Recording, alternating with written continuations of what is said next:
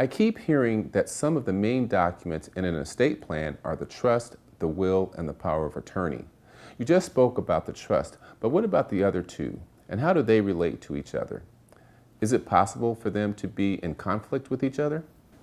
Well, powers of attorney are used only while you're alive and if you should become disabled.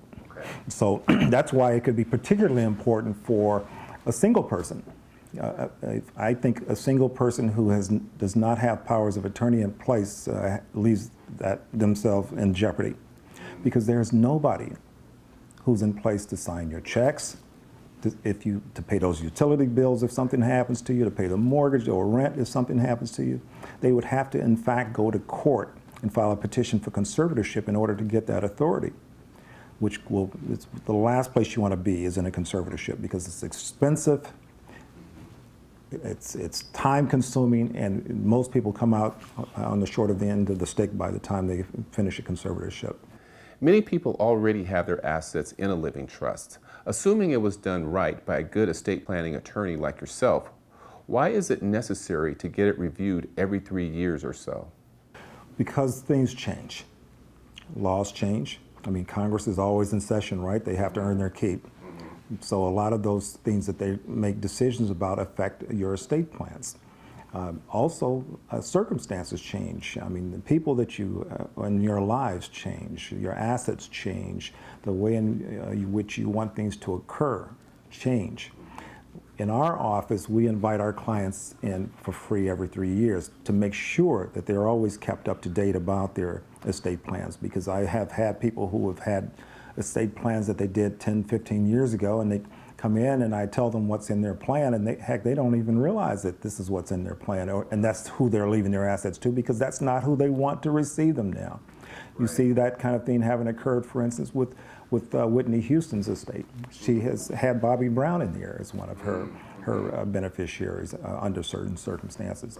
I mean, that certainly would not have been something she would have intended.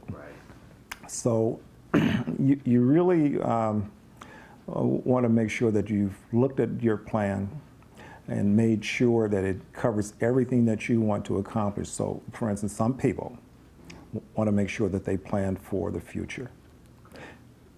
As I mentioned to you before, 7 out of 10 people over the age of 65 will have a need for long-term care. You want to put language in your documents which provides for a way for you to protect those assets in the event that you have to use long-term care. In the state of California, the average cost for a stay in a nursing home, as determined by the California Department of Health Services, is $8,092 a month, and it goes up every year, which means that the average person cannot afford a stay in a long-term care facility unless they use Medi-Cal. Or the other options are that you have long-term care insurance, which most people don't have. People think that Medicare is going to take care of it. Well, they will, but only up to 100 days, and that's after you've jumped over some pretty high hurdles, or you have to pay for it out of your own pocket. And that's why many middle-class people wind up being broke people as a result of unexpected health challenges, and they have had to spend all of their money to pay for their health care so that they can then qualify for Medi-Cal. There are ways you can protect your assets, protect your home, so that it won't be taken when you have to use that long-term care through Medi-Cal. Can you give an example of a really bad consequence from not having an estate plan that happens more often than people might think?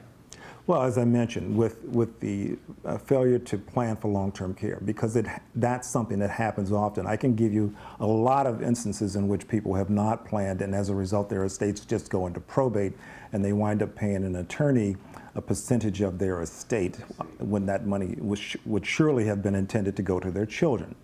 I have had people who have come into my office and they know that they need to plan for their families, or they have minor children and they don't get their estate planning done, and then the unexpected happens and their children are left out and then become the subjects of court battles about those children.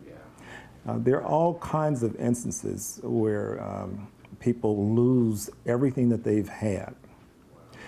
Their homes, because some health challenge comes along, They now have to use Medi-Cal. They don't know that there are things that they can do to protect the home even after they receive Medi-Cal, and they lose the homes. You have to plan. Yeah, this is something that. And that's for single people as well as married people. And a lot of single people don't think about it. But as I said before, and I'll say again, any single person who does not at least have powers of attorney in place really has left him or herself exposed.